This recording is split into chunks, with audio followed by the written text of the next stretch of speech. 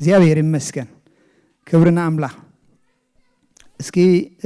ራእይ ዮሐንስ ምዕራፍ 1 ክንከይዲና ሎም ማዓልቲ ብዛዕባ ምጽአት ጎይታ ኢና ክንዛረብ ጎይታ ክመጽእ እዩ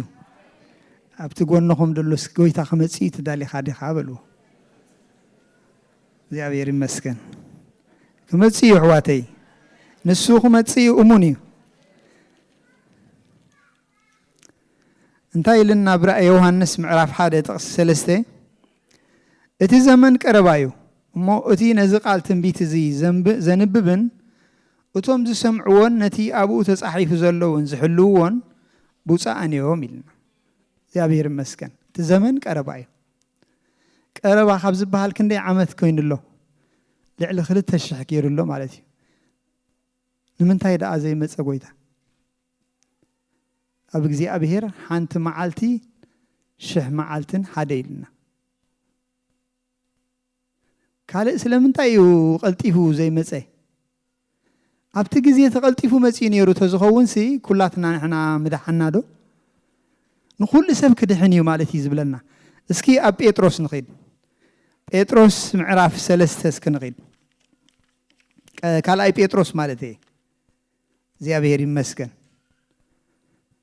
ካልኣይ ጴጥሮስ ምዕራፍ 3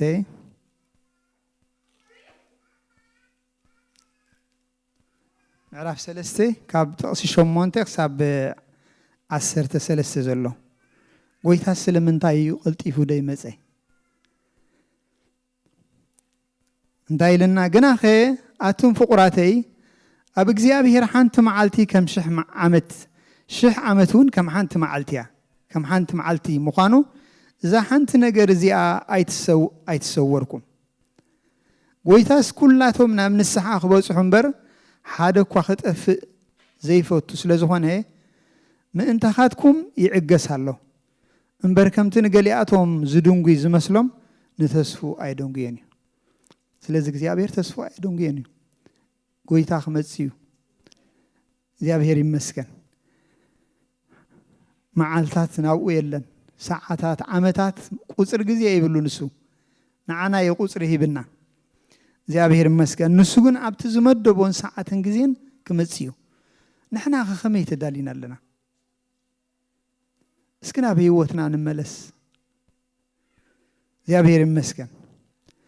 መዓልቲ ጎይታ ግና ከም ሰራቕ ኮይና ክትመጽእ እያ በኣኣ ሰማያት ጥዋዕዋዕ እናበለ ክሓልፍ እዩ ፍጥረት ሰማይ ብረስኒ ክመክኽ ምድርን ኣብኣ ዘሎን ግብርታትን ክነድድ እዩ ደጊም እዚ ኩሉ ዝፈላለ ካብ ኮነ ስሊኡ ሰማይ ብሓዊ መኺኹ ዝፈላለይ ፍጥረት ሰማይ ከዓ ብረስኒ ዝመከሉ ነቲ ምጽኣት መዓልቲ ኣምላኽና እናተጸበኹምን እናቀላጠፍኩምን ብቅዱስ ንብረትን ብፍርሃት እግዚአብሔርን ከመይ ዝበሉ ክትኮኑ ዝግባአኩም እቲ መዓልቲ ጎይታ እናተጸበይና እናቀላጠፍኩም ካይልና ስለዚህ ንሕና ከነቀላጥፎ ንኽእል ኢና ማለት እዩ እግዚአብሔር ይመስገን ሰይጣን ኣብዘይ እዋኑ እቲ ክመጽእ እዩ ዝደሊ እቲ መዓት ናይ እግዚአብሔር ኣብዘይ እዋኑ ከቀላጥፎ ይደሊ ንሕና ከዓ መጽኣት ጎይታ ከቀላጥፍ ክንገብር ኣለና ማለት እዩ እግዚአብሔር ይመስገን እቲ ቁጥዕ ኣምላኽ ሲ ብዘይ ግዚኡ ዓፊሩ ክወርድ ይደሊ ሰይጣን ንሕና ድማ መጽኣት ጎይታ ከቀላጥፍ ነፍሳት ናብ ጎይታ ክመጻ ናብ ብወንጌል ንኩሉ ክንነግር ግባአና እዩ ማለት እዩ እግዚአብሔር ይመስገን ክብርና ኣምላኽ ኢየሱስ ክርስቶስ ጎይታ እዩ ሃሌሉያ ስለዚህ እንታይ ኢሉና ድሕሪው ነቲ ምጽኣት እናተጸበኹም እናቀላጠፍኩም ብቅዱስ ንብረትን ብፍርሃት እግዚአብሔርን ከመይ ዝበሉ ክትኮኑ ዝግባአኩም ንሕና ግና ከምቲ ተስፍኡ ጽድቂ ዝነበረሉ ሓድሽ ሰማይን ሓድሽ ምድርን ንጽበለና አሜን ሃሌሉያ ሓድሽ ሰማይን ሓድሽ ምድርን ንጽበለና እዛ ምድሪ እዚኣን ሰማይን ክሓልፍ ይጥዋዕዋዕ ኢሉ ኢልና ኣይኮነን እግዚአብሔር ይመስገን ንሕና ግን ካብቲ ዘይሓልፍ ኢና ተወሊድና ካብቲ ዘለዓለማዊ ክብርና ኣምላኽ ኢየሱስ ክርስቶስ ጎይታ እዩ ኣምላኽ ይመስገን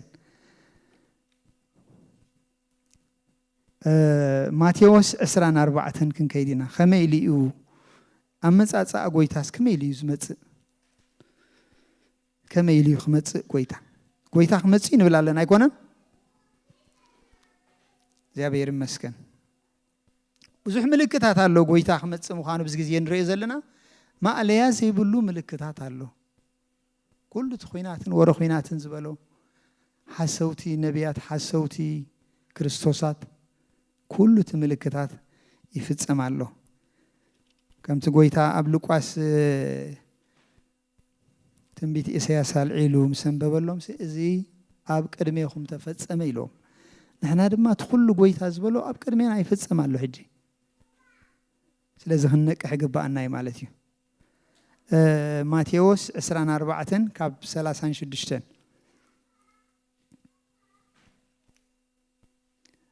ያ እግዚአብሔር ይመስገን ከምዚ ይብለና ስለታ መዓልቲ ቲያን ስለታ ሰዓት ቲያን ግና ብዘያቦ በይኑ መላእክት ሰማይ እንትኾኑኳ ወይስ ወዲ ዝፈልጣ ይልቦን ከምቲ ብዘመንኖ ዝኾነ ምጽአት ወዲ ሰብ ከምኡ ክኸውን እዩ ከመይ ይርኸውን ዘመንኖ ይስሕቁ ከም ቀደሞም ይእትው ይተኣታተው ዝብለና መጽሐፍ ቅዱስ ድንገት ክንመጽያቶ لمن قويتاهم يزبل دلو دنجات كمتسي يزبل دلو كم سراقي كي مزاخوسي تتنقعو ناينوه مركبت مال نري أنيرنا بفيلم سي عزيز قرم نوهن مس سدرابيتون ترايم ساعتوس كم عينت صبتني رخونا بتعلم كتسألو خلقاس قول عسبيت أرقيت كله بخمي يتشنك حليف خون هيوتو بخندي سقاي حليف እግዚአብሔር ይመስገን ስለዚህ እንታይ ይልና ከምዚ ናይ ኖህ ጊዜ እዩ ትመጻጹ ይዝብለና ዘሎ ማለት እዩ ከምቲ ብዘመን ኖህ ዝኾነ ምጽአት ወዲ ሰብ ከምኡ ክኸውን እዩ ከምቲ ብቅድሚ ማይ ኣይሂ ዝነበረ ክሳዕታ ኖህ ናብ መርከብ ዝኣትወላ መዓልቲ ይበልዑ ይሰትዩ ይተኣታተው የእትው ይተኣታተው ነበሩ እሞ ማይ ኣይሂ መጽኢኑ ሁሉ ክሳዕ ዘጥፍ ኣይፈልጡ ነበሩ ኣይፈለጡ ማይ ኣይሂ መጽኡ ንዓለም ክዕልቕ ኣኸሎ ከይፈለጡ እግዚአብሔር ይመስገን ከይተዳልና ከይመጽእ ጎይታ ክንነቅሓለና ኣሕዋተይ ናይ ምድሪ ሁሉ ሓላፋይ ትወርስ ኢኻ ክትሰግር ኢኻ ክትጥሕስ ኢኻ ሁሉ ናበይ እሞ ከብፅሓካ እግዚአብሔር ይመስገን ክብርና አምላኽ ምጽአት ወዲ ሰብ ድማ ከምኡ ክኸውን እዩ ሽዑ ክልተ ኣብግራት ክኾኑ እዮም እቲ ሓደ ክውሰድ እቲ ሓደ ከዓ ክሕደግ እዩ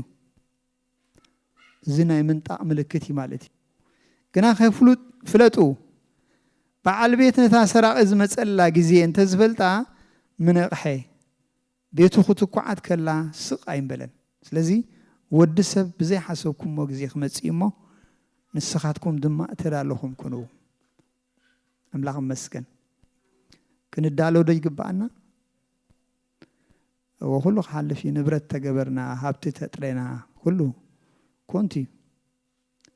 ናይ ኮንትኖት ኮንቱ ኢሉ ወሎ ሰሎሞን እግዚአብሔር ይመስገን ክብርና አምላኽ ኢየሱስ ክርስቶስ ጎይታ እዩ ማቴዎስ 25 ካብ 1 ክሳብ 3 እውን ክንከይድና እግዚአብሔር ይመስገን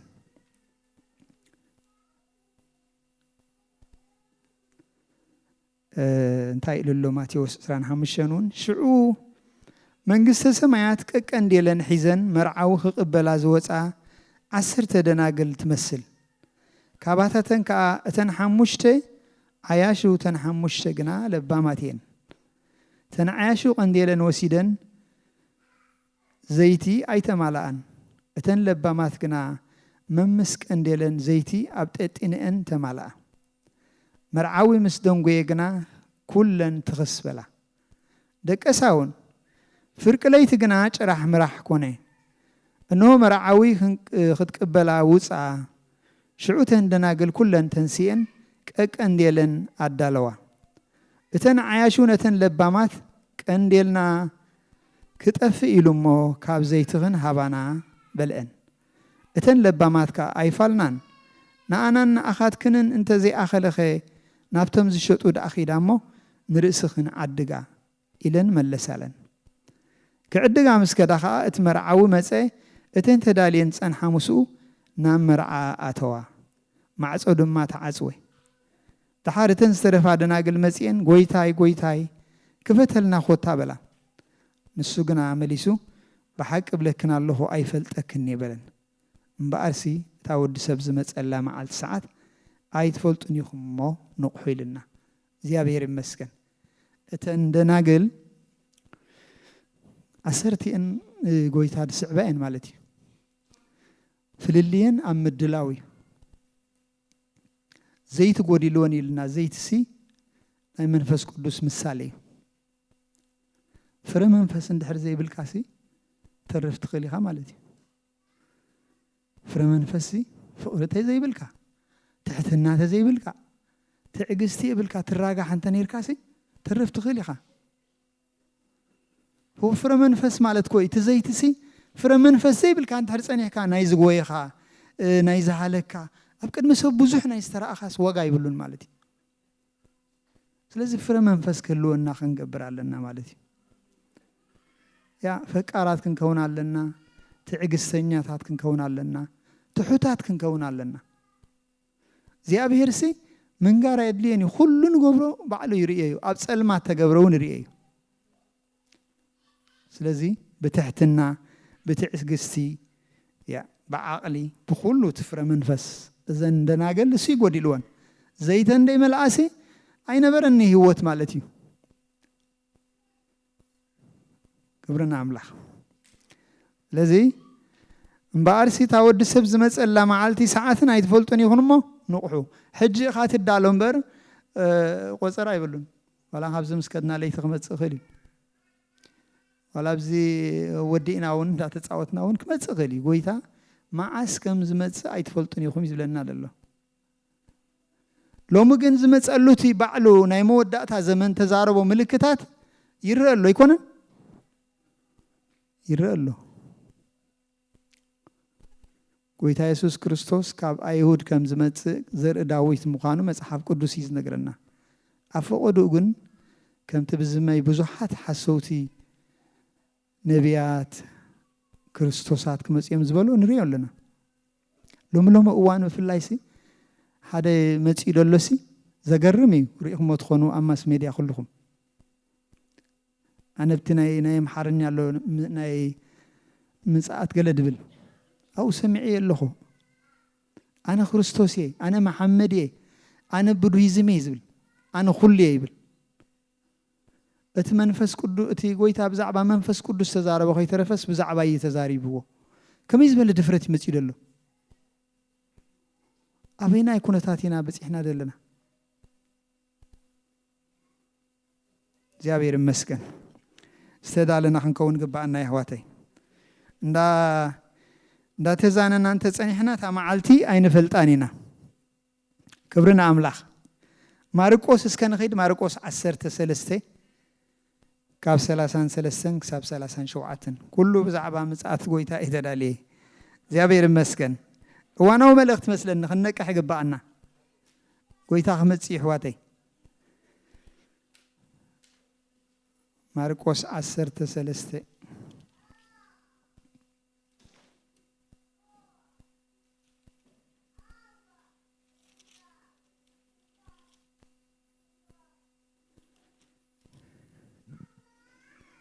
ክብርና ኣምላኽ ካብ 33 ክንርኢና እንታይ ድብለና እቲ ግዜ መዓዝ ምዃኑ ኣይትፈልጥዎን ኢኹም እሞ ተጠንቀቑ ንቑሑ ጸልዩ ከም ዝገሸ ሰብኣይ እዩ ቤቱ ክሓድግ ከሎ ንባረቱ ስልጣን ሃቦም ንነብሲ ወከፍ ከዓ ዕይኡ ናሓላው ደገ ከዓ ክነቅሕ ኣዘዞ እቲ በዓል ቤት መዓዝ ከም ዝመፅእ ኣይትፈልጡን ኢኹም እሞ ወይ ምሸት ወይ ፍርቂ ለይቲ ወይ ደርሆ ነቆ ወይ ንጉሆ ብድንገት መፅኡ ደቂስኩም ከይረኽበኩም ስለዚ ንቑሑ ዝነኣኻትኩም ዝብለ ዘለኹ ንኹሉ ብለለኹ ኢሉ ስለዚ መዓዝ ከም ዝመፅእ ኣይንፈልጥን ኢና ንቑሒ ዝብለና ዘሎ ዝሃበና تزهبنا مخليتون كنشرف قبعنا مخليت عيوت لا يكونن فقرن بعلو مخليتي أبا حوات كاز فسس فقرة اللي كاوز عب مخليتي يلا يا أب كرنتوسي تبزوحنا وهبتات مستزاربهم تايلي اتزعابي قنا خنقركم يلوم سن فقري يلوم تزعابي زيابير مسكن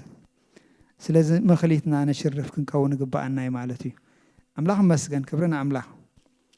يسوع كريستوس كويتايو لوقاس أسران حدن كن كيدنا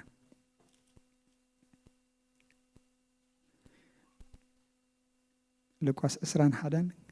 كاب 34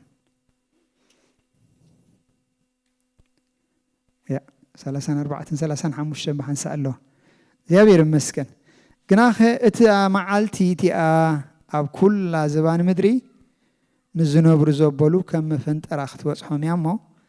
سسعن سخرانن حاليوت حدارن نلبخم أي خبد اتا معالتي تيا بدنجت كي تمسكم سي نفسهم تتنقو سلازي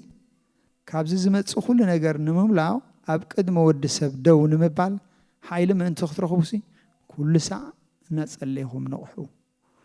كل ساعة أبسهم من هذا معال تريز بالله قدام أبزن قبرو تراي ريز بالله كل ساعة يزبلنا لله كل ساعة مخنياتو قدام سنبتي راح يد متصاي بلن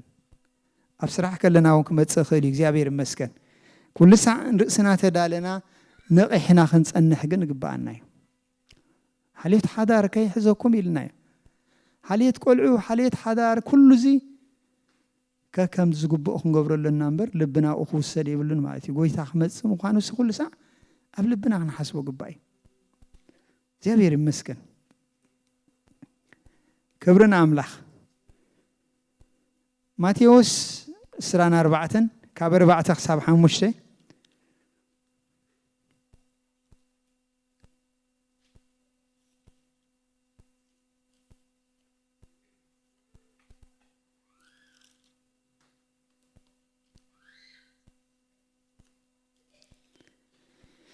يسوع كريستوس كويتاي ماتيوس كابر 4 حساب حموشته 5 دبل يسوع مليسو بالهم حدا كوا يسحتكم تتنققوا أنا كريستوس ينابلو بزحات بسميكم وصيامو نبزحات ون كسحتيم زقدي ما قبلكم صنحكم مالتي بزحات بسم غويتا كموصيام دبلو سيمصلو حجي كاب قدمات حيزوم كموصو صنيحهم ناي حجي كن حلف زبليم فلاي سبعي زي دبل كوسي بزحات صعب تغيروا لهم دلو اشحات متلال كاب مع زدي بحال ገንዘብ ይዘለውም ገለይም ዘሉ من كم زمولهم دعيتهم ناي صلمات سبات እግዚአብሔር ይመስገን ምዞም በዓል ኢለምናት ገለዝ በሐል ሶም ናይ ሰይጣን ዝምውሉለው ካብም ጽኦ ገንዘብ ይልካ ተሐስብ ስለዚህ ንመንእሰ ይዘሓባበሉ ብዙሕ መንገድ ለው ማለት እዩ እግዚአብሔር ይመስገን ክብርና አምላክ استدالونا خنكون قبعنا እግዚአብሔር ይመስገን ማርቆስ 10:3 ካብ 5 حساب 6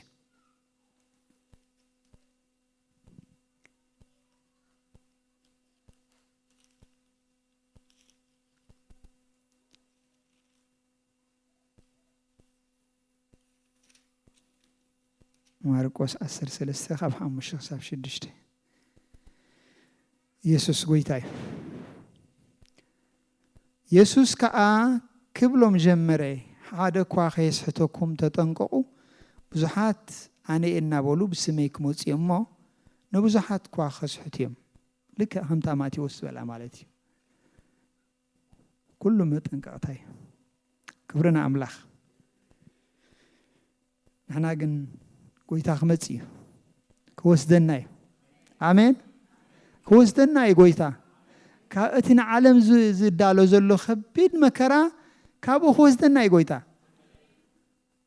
قالوا أي عطفني قويتا قال سلزا أتولنا خوزدنا زيابير مسكن اسكي ناب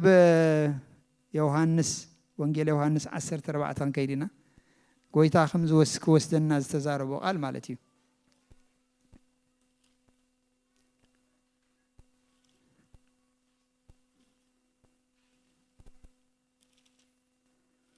ወንጌል ዮሐንስ 14 ያ خبرنا አምላክ ስለዚህ እንታይ ኢሉ ደለው ማለት እዩ ካብ ሓደ ክሳብ 3 ልብኹም አይሸበር በአምላክ እመኑ በአይውን እመኑ አቤት አቦይ ብዙሕ ማሕደር አሎ እቲ እንተ ዘይህሉስ ምበልኩኹም ነይረ ስፍራ ከዳልወልኩም እኸይዳለሁ ከይደ ስፍራ ምሰዳልኹልኩም ኣብታ ኣነ ዘለኽዎ ንስኻትኩም ናኡ ምእንቲ ክትኮኑሲ ተመሊሰ ክመጽእሞ ናባይ ክወስደኩም እየ አሜን ተመሊሱ ክመጽእ ጎይታ ክወስደና እግዚአብሔር ይመስገን ተመሊሱ ጎይታ ክፈርድ እዩ ዝመጽእ ሕጂ ብዝምድር እምበር ከምዞም ሕጂ ከታልሉ ዝመጽእ ደለው ይኮነ እንድመጽእ ጎይታ ኣብ መጻጽኡ ንዓና ዓለም ከይራእየቶ ክወስደና እዩ ንዓለም ግን ክፈርድ እዩ ዝመጽእ ብሓይልን ብግርማን እግዚአብሔር ይመስገን ክብርና አምላክ ዮሐንስ 17 እንታይ ኢልና ኣሎ 24 ኣብቲ ኣነ ዘለኽዎ ሁሉ ይልሎ እግዚአብሔር ይመስገን ንዓናሲ ኣብቲ ንሱ ዘለዎ ሁሉ ኣቀዲሙ ነቦ ጸሊልና ክብርና አምላክ ወንጌል ዮሐንስ 17:24 ወአቦይ ቅድሚ ምስራት ዓለም ኣፍቂርካኒ ኢኻሞ እዞም ዝሃብካኒ ነቲ ዝሃብካኒ ክብረይ ምእንቲ ክርእዩሲ ኣብታ ኣነ ዘለኽዎ ንሳቶሙን ኣብኡ ምሳይ ክህሉ እደልሎ ምስኡ ክንነብር ኢና ንዘለዓለም ምስኡ ክንነብር ኢና ብሓጎስ ንበዓት የለ እህታ የለ ሓዘን የለ ንዘለዓለም ምስኡ ክንነብር ኢና እግዚአብሔር ይመስገን ካብዚ ዝሕጉስ ደስታ እንታይ ኣሎ ወላ ሓንቲ የለን ኣሕዋተይ ወላ ሓንቲ ኣብዚ ምድሪ ዝሃቡን ተሃቡኻ ወላ ሓንቲ ዝሕጉስ የለን እንታይ መውጣ መካሪክ ገዲፍካ ያስከይደኻ ንዘለዓለም ምስ ጎይታ ምንባር ግን ከመይ ዓይነት ሓጎስ እዩ መግለጺ ይብሉን ኮይ ዝብል ቃል ኣምላኽ ነታ ሓጎሲ መግለጺ ይብሉን ቃላት ናይ ምድሪ ተኣኪቦም ክገልጽዎ ይክእሉን እዮም እግዚአብሔር ይመስገን ክብርና አምላክ ፊልጵ 3 ክንከይድና ፊልጵ 3:21 ሃገርና ሰማይ እዩ ኢልና ኣሎ እግዚአብሔር ይመስገን ሰማያውያን ኢና እግዚአብሔር ይመስገን ነቲ ጎይታና ነቂሕና ኢና ክንጽበዮ ዘለና እምበር ዝኣተወልና ተስፋ ኣለዎ ዘይዕጸፍ አምላክ ይመስገን ክብርና አምላክ ንሕና ግና ሃገርና ኣብ ሰማያ ካብኣውን መድሓኒ ንሱ ጎይታና ኢየሱስ ክርስቶስ ንጽበለና ንሱ በትን ሁሉ ዝመልከሉ ዝከኣሎ ሓይሊ ነቲ ክቡር ስጉእ ምእንቲ ክመስል ነዚ ናይ ውርደት ስጋና ክልውጦ እዩ ክንልወጥ ኢና ንጎይታ ክንመስል ኢና እግዚአብሔር ይመስገን እዚ ናይ ውርደት ስጋና ተቐንጢጡ ሰማያዊ ስጋ ክንለብስ ኢና ንዘለዓለም ከዓ ምስ ጎይታ ክንዝምር ክንነብር ኢና አቤት ከመይ ዓይነት ደስታ እዩ ዝፈጥር እግዚአብሔር ይመስገን ብሓቂ ደስ ዝብል እዩ ኣብዚ ምድሪ እኮ ንሕና ምስ ጎይታ መርዓት ምስ መርዓው ጽምብል ክግበር ከለኮ ክሕሰብ ዘይከኣል መከራ እኮ እዩ ደሎ ቅድሚ ሕጂ ኣብ ምድሪ ኮይኑ ዘይፈልጥ ድሕሪ ሕጂ እውን ዘይከውን ክኸውን እዩ ብዚ ምድሪ እኮ እዩ ዝብል ሕሰቡ ካበይ ናይ ዓይነት መከራ ኢና መሊቑና ዘለና ነዚ ስለይትን መዓልትን ከይደቀስካ እምበር ክትዳለወሉ ግባእ ከመይ ጌርካ ትዛነ እግዚአብሔር ይመስገን ክብርና አምላክ ግብረ ሐዋርያት ምዕራፍ 1:11 ክንኸይድ ክመጽእ ምዃኑ ዝነገረና ቃል ማለት እዩ ጎይታ ክመጽእ እዩ ጎይታ ክመጽእ ይብለኩም ኣለኹ እግዚአብሔር ይመስገን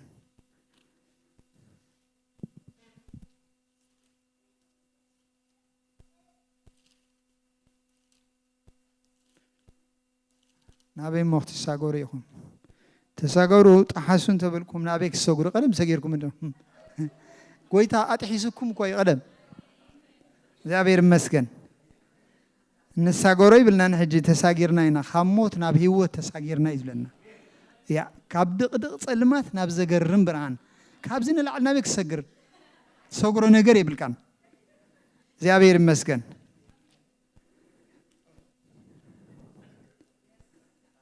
طقس 10 ምዕራፍ 1 طقس 10 ንሱ ከዓርግ ከሎ ንሳቶም ከናብ ሰማይ ገጾም ክጥሙቱ ከለው እነሆ ጻዕዳ ክዳውንቲ ተኸድኑ ክልተ ሰብኡት ኣብ ጥቕኦም ደው ኢሎም ነበሩ እሞ ኣቱም ሰብ ገሊላ ስለምንታይ ናብ ሰማይ እናጠመትኩም ደው ኢልኩም ዘለኹም ዝኸባትኩም ናብ ሰማይ ዝዓረገ ኢየሱስ ከምቲ ናብ ሰማይ ከዓርግ ከሎ ዝሪኢኹሞ ከምኡ ገይሩ ከዓ ክመጽእ እዩ በልዎም ኢየሱስ ክመጽእ እዩ ኢየሱስ ክመጽእ እዩ ሃሌሉያ ኢየሱስና ክመጽእ እዩ እንደገና እስከ እልልታ ውሒዱ ኣሎ ነቲ ጎይታ ክብርስ ዝኳ ክውሕዶ ሃሌሉያ እግዚአብሔር ይመስገን ክብርና አምላክ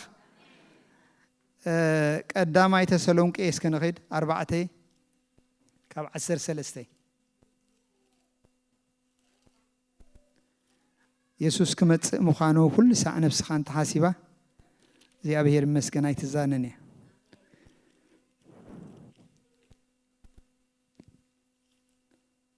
ቀዳማይ ተሰሎንቄ ምዕራፍ 4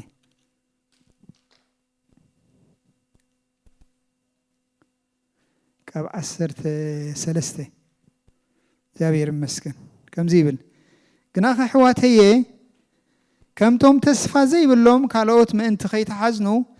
ብዛዕባ እቶም ደቂሶም ዘለው ብዘይ ፍልጠት ክትኮኑ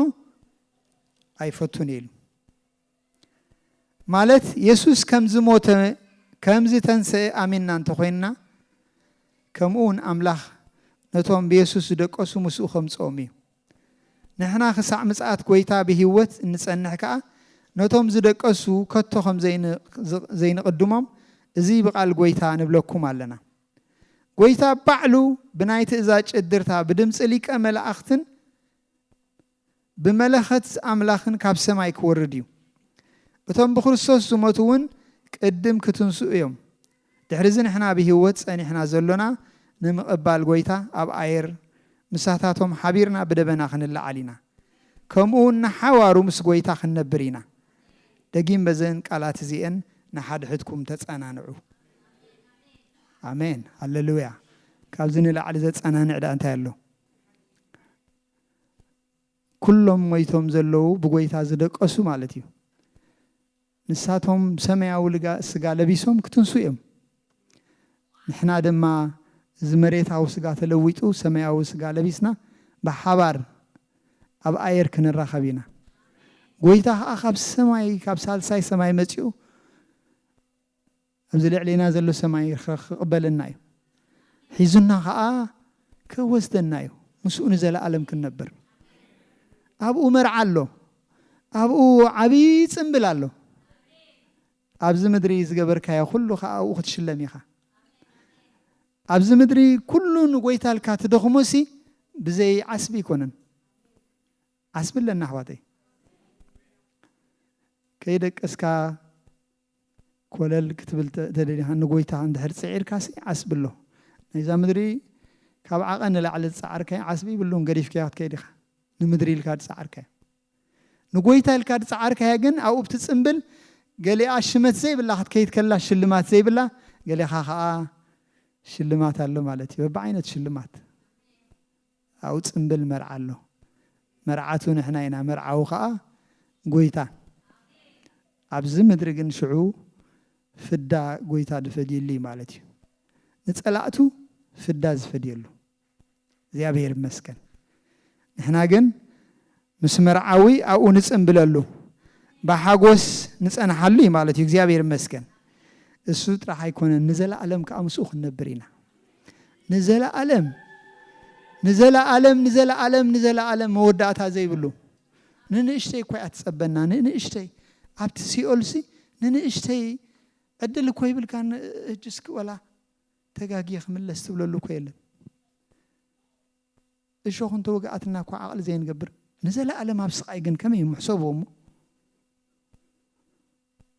ለውጥ ዳ ይብሉስ ከቢድ እዩ ተጣይስካ ዘይትምለሰሉ ምስ ጎይታ ግን ንዘላለም ዕረፍቲ ንዘላለም ደስታ ንዘላለም ሓጎስ አንተ አለልጠባ እግዚአብሔር ይመስገን ሃሌሉያ ክብርን አምላክ ኢየሱስ ክርስቶስ ትማልን ለው ምን ንዘላለም ጎይታ እዩ ብዘይካ ጎይታና ካልእ ጎይታ የለን ካልእ ኩሉን የሐሰት ጎይታ እዩ ጎይታ ክኸውን ተመፀይ ሐሳዊ ሁሉ አምላክ ይመስገን ክብርን አምላክ ቀዳማይ ቆሮንቶስ እስከ ነኺድ 15 ቀዳማይ ቆሮንቶስ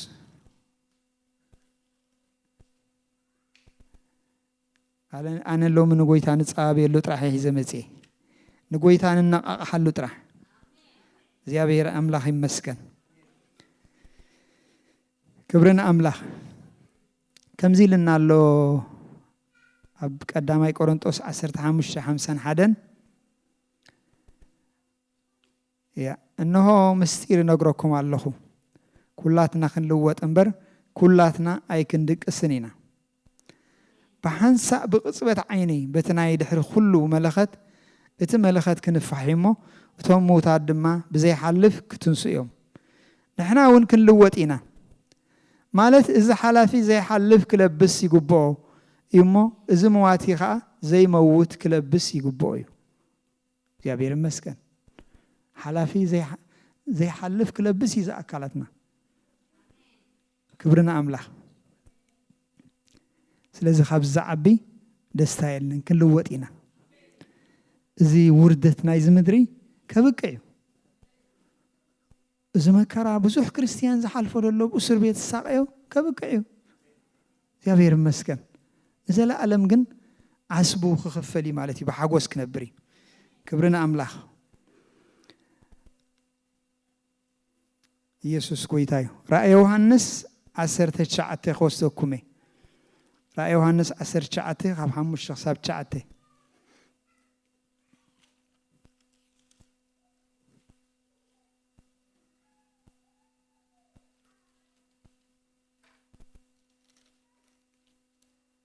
يا كبرنا أملا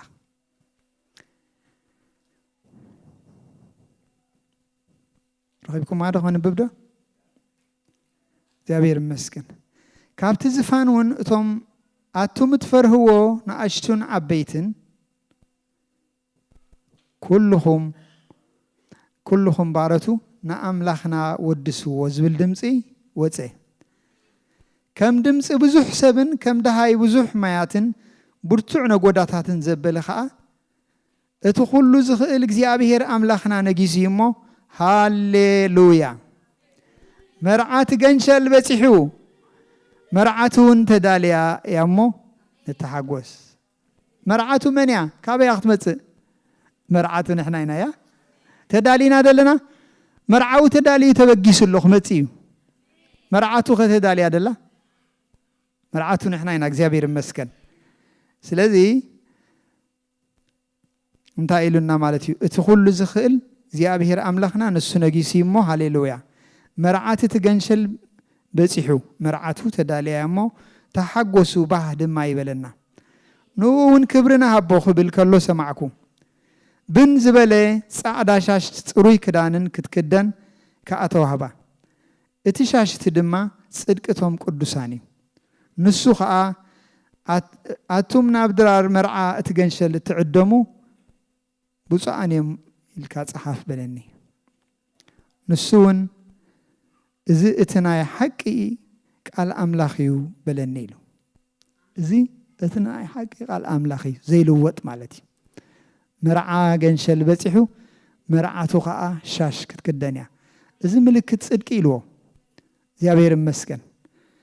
ክብርና አምላክ رأي 21 ካብ 1 ክሳብ 5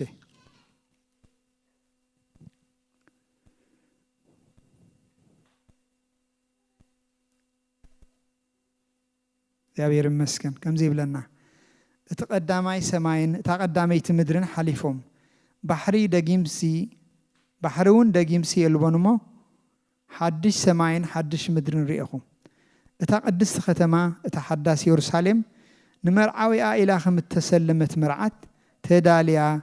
ካብ ሰማይ ካብ ኣምላኽ ክትወርድ ከላ ርኢኹ ኣምላኽ መስገን ካብቲ ዝፋኑን ዓው ብዝበለ ድምፂ እንሆ ድንኳን ኣምላኽ ምስ ሰብ ንሱውን ምሳታቶም ክነብር እዩ ንሳቶም ከዓ ህዝቡ ክኾኑ እዮም ኣምላኹን ባዕሉ ምሳታቶም ኣምላኾም ክኸውን እዩ ኣምላኽ ከዓ ንብዘሎ ንብዓት ካብ ዒንቶም ክደርዝ እዩ እቲ ቀዳማይ ሓሊፉ እዩ እሞ ድሕሪ ደጊም ሞት ኣይክኸውንን እዩ ድሕሪ ደጊሙን ሓዘን ወይ ጫውጫው ወይ ፃዕሪ ኣይክኸውን እዩ ክብል ከሎ ሰማዕኩ ኢሉ እግዚአብሔር ይመስገን ሓዘን ጫውጫው ኩሉ ኣብዚ መድረክ ተርፍ እዩ ኣብኡ ግን ሓዘን የለን ዘለዓለም ዓለም ሓጎስ እዩ ማለት እዩ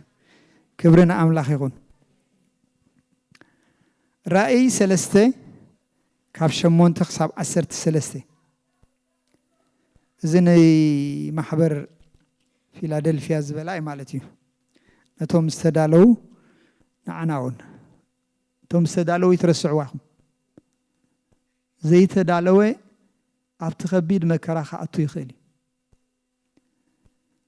ኣይንዓሽ ኣሕዋተይ ምክንያቱ ተዳለወን ዘይተዳለወንሲ ሓደ ዓይነት ክኸውን ኣይክእልን እዩ ስለዚ ነቶም ተዳለው እዩ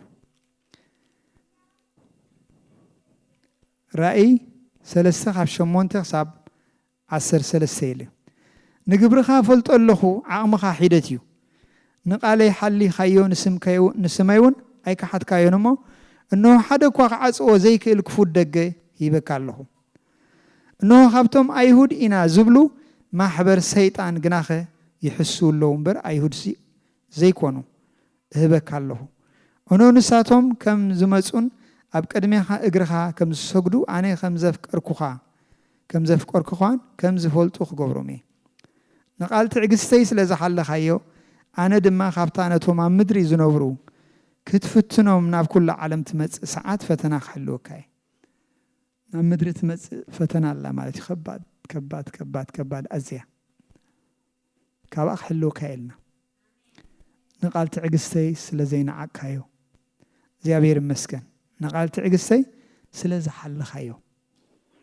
ብትዕግስቲ ስለ ዝተፀባብኻ ክብርን ኣምላኽ ኢየሱስ ክርስቶስ ጎይታ እዩ ከመይ ዝበለዩ ኣብ ሰማይ ዘሎና ተስፋ እስኪ ቀዳማይ ቆሮንጦስ 2:9 ንርኢ እንታይ ተስፋ እዩ ጎይታ ኣሚጡልና ደሎ ኣብ ሰማይ ቀዳማይ ቆሮንጦስ 2:9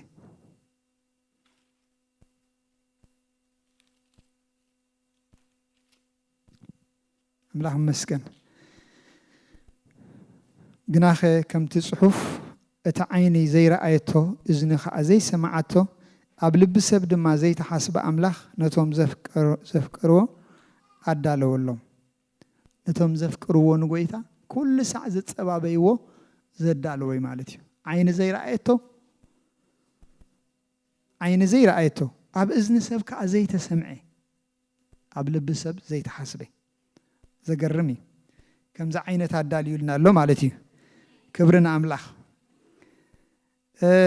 أب قدامي بيتروسون زقرم قال له مالتي خمي لنا له قدامي بيتروسون قدامي بيتروس معرف حدا خب 3:4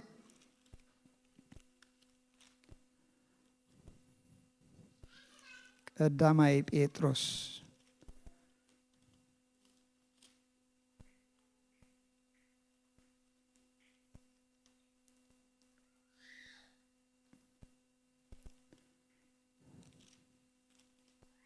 معرف حدا كاب 3:4 اتي نزي حلفن زي ركسن يخم نزي حلف نزل عالم زنبر مالتي تنزي حلفن زي ركسن زي تصملو اب سماي تارني بلكم زلو رستي بنا يسوع كريستوس تنساي خموتات ببزح محرتو نهياو تسفا بحديث ولدنا املاك اب غويتانا يسوع كريستوس يبارك نزي حلف يلو نزي حلف نزي ركس نزي تصملو زي لو اوت مالتي እግዚአብሔር መስከን ከምዝ በለ በረከት አዳል ይልናል كم يقرنا دا بركتنا يز مدري سحبنا له حج ክትባረኺኻ ክትሰግር ኢኻ ክትጥሕስ ኢኻ ከመይ ገይሩ ካብዝን ላዕሊ ስሕበና እዚ እኮ ዘይልወጥ ኢልዎ እቲ ብዚ ትባረኸኮ ክልዋወጥ ክእል ኢቶም ሰባት ዝብሉኻ ኢየሱስ ክርስቶስ ጎይታ እዩ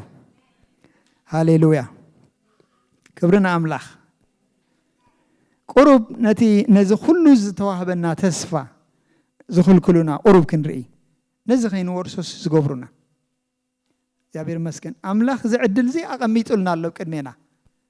ካብዚ ነገር ዝግን ከይንበጽሖ ዝገብሩና ክንጥንቀቀሎም ዘለና አረጊት ሰብ አለና ቅድሚ ሁሉ አረጊት ሰብ አለና ተጻባ አይኮነን አረጊት አዳም አለ ዘይመውት ስም ኢየሱስ ይልካ ይረሕቕ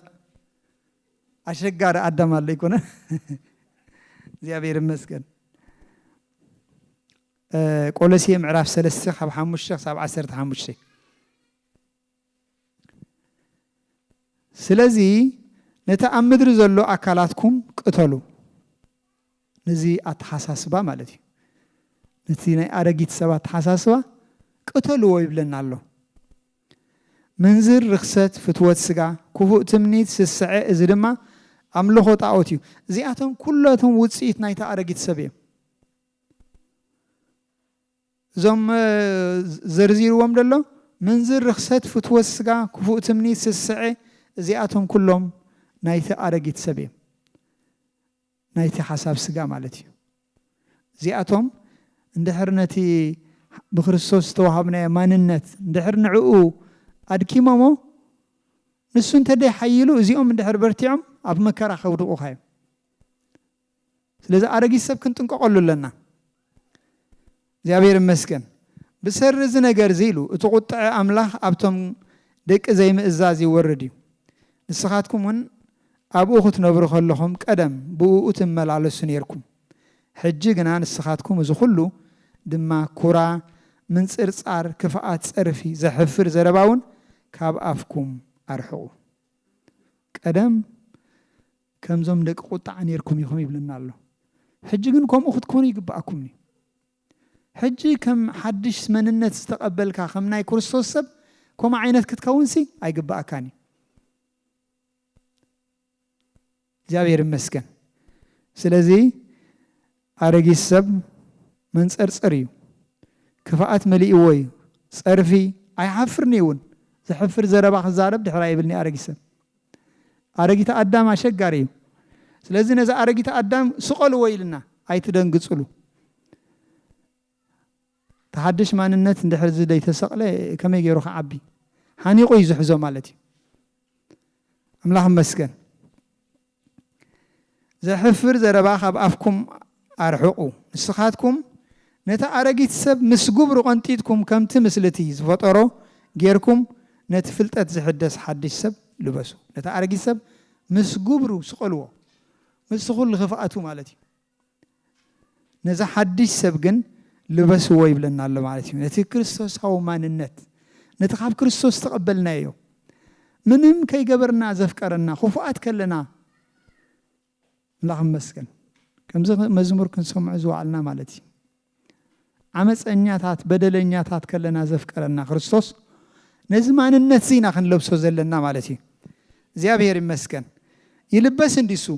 يلبس إلى زخونا يقال أملاخ زنقرنا دلو سئلنا صحف تراي ديكونسي أرجيت سبك سكال كم زلو وكل ساعة معدنا له حدش من النتكا يلبس كم مهانو خن لبسو كل ساعة كبرنا أملاخ كريستوس كلن أب كلن ينبر أبو سرعوي أيهوداوي جزرت زي جزرت باربارن سكيتن باريان شوان يلبون ام بارسي كم حريات أملاخ زيابير مسكن تحرينا عندنا يكونن ام بارسي كم حريات أملاخ يبلنا له قدوسان فقرات كوينكم محرت لبي لومي أمنغونا محرت زي قبر كيهلو حواتي قريب لنا نزارب وعلنا قويتا يمتسع له محرت زي بالكان دهر ساني هكا عب شقر كتودق يخاب زي توصو بتمكراتي اي تصورني ونياتون بخصات كاخد حالفو ክሳትካ ኢኻ ትህብ እቶም ዝሓለፉ ቅዱሳን ክትርክቦም ሴፍ ያጽበካ ሴፍ ተዘይ ኮይኑ ትጸረ ክርስቶስ ክወስደካ ይምስውት ከይዳ ስለዚህ ካብዚ ኩሉ መከራ ካብ ምእታው ሎሚና ክንዳሎ ዘለና ማለት እዩ ምሕረት ክንገብር ኣለና ብምሕረት ክንመላለስ ኣለና አሜን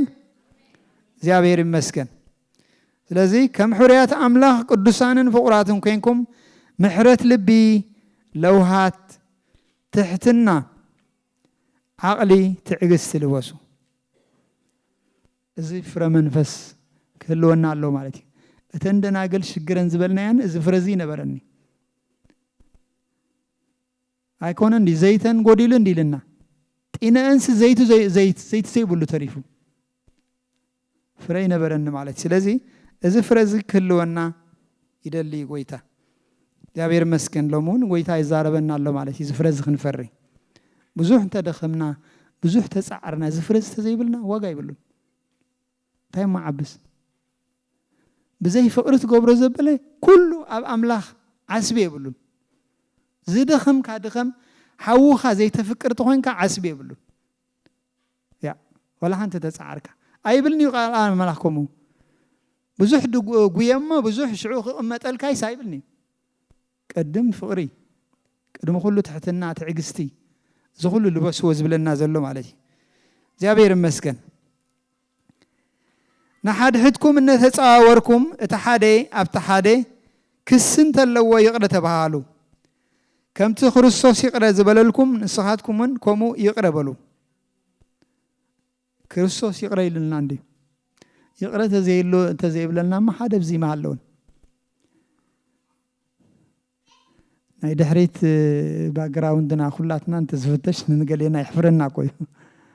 كريستوس كوي سبقيرنا دلو እግዚአብሔር ይመስገን ስለዚህ አብልዕ ለዝሁሉን ፍቅሪ ማእሰር ፍጻሜያሞ ልበስዋ ሰላም ክርስቶስ ከአብልብኹም ይግዛ ነቲ በሓደ ተጸውዕኩም ይኹሞ መማሰው ትኹኑ ይልና አምላኽ ይመስገን ክብርና አምላኽ ኢየሱስ ክርስቶስ ጎይታዩ ኤፌሶን እስከ ንኺድ ኤፌሶን 4 ካብ 22 ክሳብ 31 ቀሪበ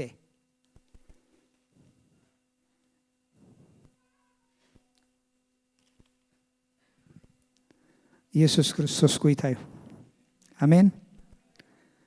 ኤፌሶን እንታይልናሎ መስለኩም ነቲ ቀደም ተመላለስኩምሉ ብትምኒት ስሕደት ዝጠፍ አረጊት ሰብ ቀንጢትኩም ታአረጊት ሰብ ቀጻሊ ደምጾ ደሎ ታአረጊት ሰብ ከንጠጣሎ ቀንጢትኩም በቲ ናይ አእምሮኹም መንፈስ ክትሕደሱሞ እቲ ብናይ ሓቂ ጽድቅን ናይ ሓቂ ጽድቅን ቅድስናን ብመልክዕ አምላኽ ተፈጥረ ሓድሽ ሰብ ልበሱ ያ አረጊ ሰብ ሎሚ ንፍረደዶ ክስቀል ኣሎ ኩሉ ሰዓት አረጊት ሰብ ስለዚህ ንዕኡ ሰቂልኩም ነታ ሓድሽ ሰብ ልበሱ ይዝብለና ደሎ አምላኽ ይመስገን ስለዚህ እግዚአብሔር ሎም ተዛሪብናሎ አረጊት ሰብ ሰቂልና በሐድሽ ህይወት ክንመላለስ ከም እንደገና ይዝብል አምላኽ ቅድም ሕጂ ወላ ተሓለፈና ከም እንደገና ንግሆ ጽባሕ ዝበና ደሎ ሐድሽ ዕድል ደጊምና ህይወትና ዝተበላሸው መታን ከንዕሪ ጎይታ ኸ ይመጽ ኣሎ ይልናለና ከመጽ ደይኮነስ መጽ ኣሎ አምላኽ ይመስገን ክብርና አምላኽ መን ጸሎት ክንትስኢና